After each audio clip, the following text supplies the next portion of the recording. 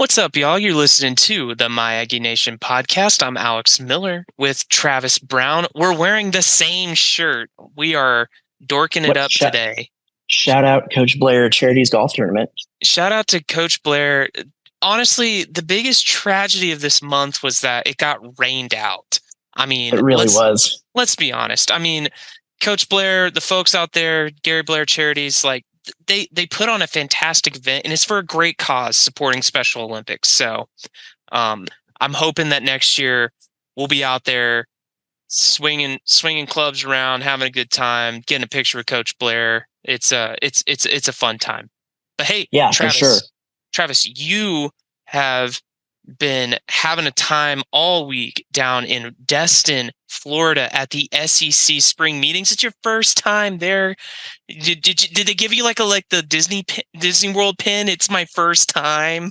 I know, right? No, it's funny to talk about having a blast. Like, it is a blast. Don't get me wrong. Lots of good conversations and stuff like that. But it's kind of this joke going around that we're in this beautiful resort where if you kind of look out the window over here, you can see the beach and the waves, and it's serene.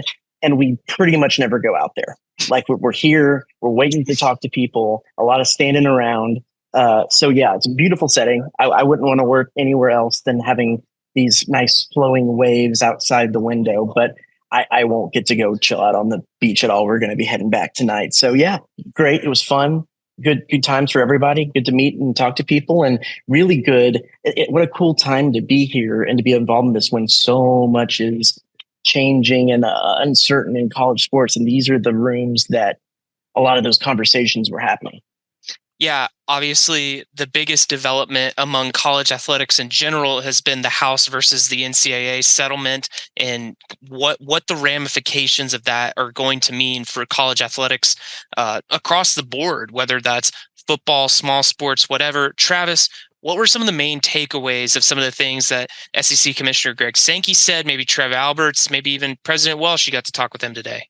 Yeah, we did get to talk to a lot of A&M's folks, Buzz Williams, Mike Elko, General Mark Walsh, the president of A&M, and Trev Alberts, the athletic director, were all here. We got to talk to all of them, but not even the A&M people. Everyone we talked to.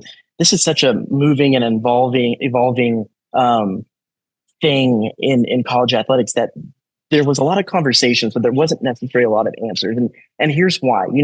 When A&M or anybody hires a new coach, there's usually a term sheet that they agree to terms. They agree to, this is going to be the base salary for this year's, but there's still some things to negotiate out. But ultimately, this is the terms. That's what this house settlement was that came down on Thursday. There was some numbers, some figures, some basic bullet points that were said, okay, both sides agreed to that framework, but there's still some little pieces to parse out. There's still a judge's approval of the settlement moving forward. And so there could be a lot of conversation, but no real decisions can be made because they don't know what is the back pay to the college athletes that were getting NIL damages going to look like? What is the revenue sharing model? How are they going to get the athlete? How is it going to get split up? A lot of these conversations happened, but they really couldn't come to any decisions or consensus on everything because the fact that they don't know completely how the settlement is going to work out. Greg Sankey said that this is something that's going to go over the course of the next few months, could carry over into next year as they continue to kind of parse this out. But the way I think actually Chris Del Conte kind of said it the best, they come here to hear all of the conversations about what's going on. So then he can go back and play out one or two or three different scenarios, one or two or three different courses of action that could come off of each scenario that they talked through, so that when it does come down, they kind of already have a playbook of maybe how they're going to take their next steps forward. And that's what I got from Trev Alberts, from President Walsh, and from pretty much the entire other SEC contingent here. So a lot of conversations. One of the biggest ones we can talk about here in a second too is roster sizes and the future of the walk-on. But a lot of those different conversations happening, a lot of this is where we could be, but not necessarily a lot of definitive answers for coaches, fans, anybody alike coming out of these spring meetings. Yeah, I feel like something that comes under this umbrella of whatever is going to happen is what you just said with roster management. And that was something that you wrote about the other day with what pertains to the future of walk-ons, right? Which you said in your story. I mean, it's the essence of A&M's most utmost tradition, right? The walk-on story, and the thought of that not being around is probably hard for some to wrap their mind around. Yeah, I mean, A&M, the whole lore, the 12th man, that's built on the concept of a walk on. And, Eakin Gill was a basketball player. He had played football, but at that point, he wasn't on the football team. And he came out of the press box and stood ready on the side of the field. And that's kind of the whole basis of the 12th man and A&M's lore. And looking even back in the last decade or so, the amount of the 12th man, the guy who is a walk on, sometimes can work his way up to getting a scholarship. But guys like Sam Matthews, who literally went to walk on tryouts and was a walk on and got to wear the number 12. That's such a huge part of A&M's lore. And so with the House settlement, what we know is that there will be, they were going to take away the scholarship cap. So every football player who plays, if the school decides they want to, can get a full scholarship. And that's going to be also the case in some of the other sports, the equivalency sports, but that's even another conversation down the line. The biggest thing is that you can supplement more players with more scholarships. But, and the big but is, everyone knows that as a part of this too, there's going to be a roster cap instituted. And whether that's 85, which is the number of scholarships you can give athletes now, or if that's 100, that's yet to be seen, and yet to be known, because that's going to be part of those ongoing House negotiations as they kind of really finalize that settlement. So a lot of conversations, and a lot of times the coaches giving their input about what they want to see from that, but it's not anything that they necessarily can vote or take action on. The biggest part about the walk-on is if they do maintain having walk-ons as part of the college football or any sports experience, they might still open themselves up for liability for lawsuit, because walk-ons aren't getting compensated the same way as everyone else is, and they're a part of the football team. And even if they're not on the field, they prepare the players who are on the field that present this big product that is paid for by TV corporations. And so some people think that there might be a course of legal action by a walk-on in the future if they walk on and aren't getting scholarships, or what that's going to look like revenue sharing. So they could eliminate the walk-on just to kind of nip that in the bud. Now, there might be an option, and we didn't really get any direct answers, but some of the conversations were, okay, what would be a way to protect the NCAA, the SEC, college football from further litigation, but also have the walk-on system still in place? I think most of the people here would like to see that because of the storytelling, the opportunities that people have when they are able to walk on. I think the consensus was most people would like to see that continue. Mike Elko said 100% he would like to see that continue. But there's not a definite answer on that because they don't know what the ultimate roster size is going to be. So it's something to keep a lookout for, but it was interesting to hear that pretty much everyone here was in favor of saying walk-ons are an important part, whether it's the opportunity for people, whether it's the ability to have a practice squad, whether it's the ability to have depth for a long season, or to just kind of continue that good pageantry and college narrative of college football. So something to definitely keep an eye on moving forward.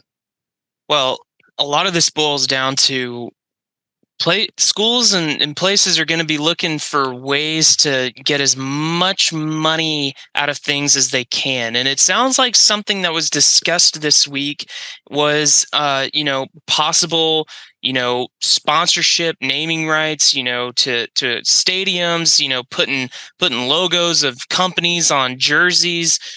Travis, what did the A&M contingent have to say about things like that?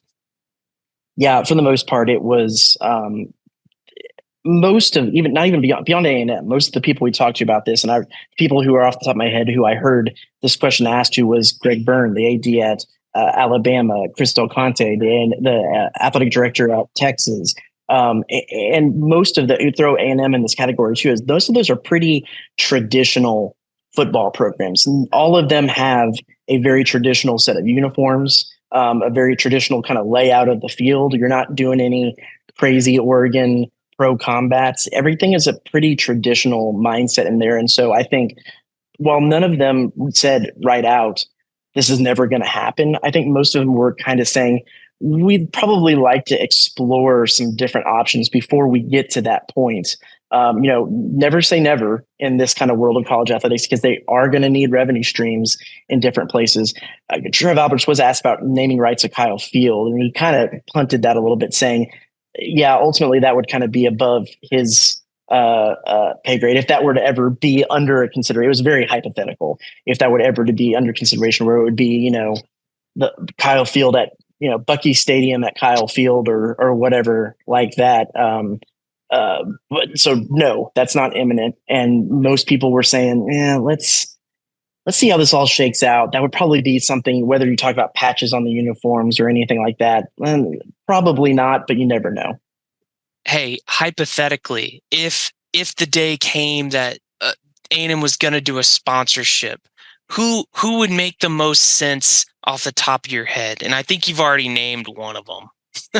I mean, some of those big Aggie companies. You got Bucky's over there. I think isn't the CEO of Roku an Aggie? That's true. Maybe a Roku sponsorship. Something like that. What are you thinking? I mean, 44 Farms has been on the headset. I mean, they're right down the road in Cameron. Bluebell has the naming rights to Olsen Field, of course. I mean, I don't know what the price tag on Kyle Field might be, but yeah. And it is Bluebell. I think even if again we're talking very much hypothetical. This is hypothetical. This is just for fun, people. If it was going to go down to having to sell some naming rights to things, I think real Texas A&M things like Bluebell, like Bucky's, like some of those would really grasp the attention of some people.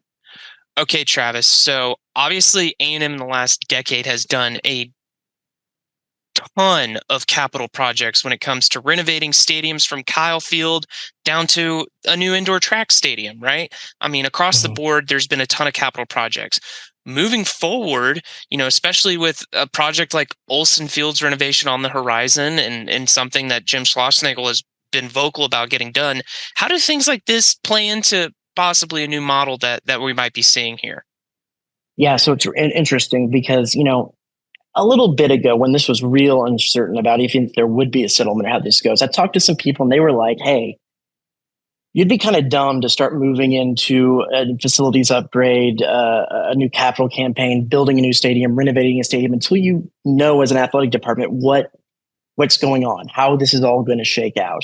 And I think that's changed just a little bit in their thinking, especially now that you're seeing how some of this is going to shake out and how much money is going to need to be raised to do some of these, to pay players, to do some of these things. And the way that Trev Alberts approach this is, if you're going to spend any money, it needs to be in something that brings back more money in return. So, for instance, if there is an $80 million renovation of Bluebell Park, well, if you look at the questionnaire that was sent out, some of the blueprints or some of the renderings that have been out there in the past, most of the renovation, most of the new stuff that would be added on is things like more suites, more premium seating areas, like patios with grills, things that they can charge a premium for, and that will ultimately down the line, assuming that these things catch on, will pay for themselves and then also provide a new revenue stream.